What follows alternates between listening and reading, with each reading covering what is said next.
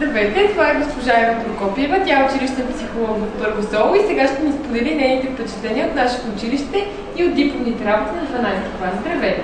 Здравей, Ева! Какво бихте споделили от това, което видях? Посетих доста изложби, видях доста филми от 12 клас и мисля, че нашите деца са изключително креативни. Обичат да експериментират с различни цветове, форми, обичат доста философски обяснения на нещата, които са представени. И това ме обнадеждава, че съвременното поколение всъщност наистина може да даде едно добро бъдеще за България. Значи сте доволна. Какво смятате за организацията? Добра ли беше? Да, мисля, че всичко беше много организирано. Всички успяха да видят това, което искат. Какво бихте пожелала на всички ученици, които завършват и тези, които остават в училище?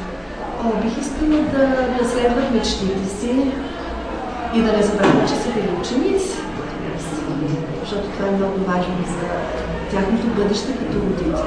Добре, благодаря ви много. И аз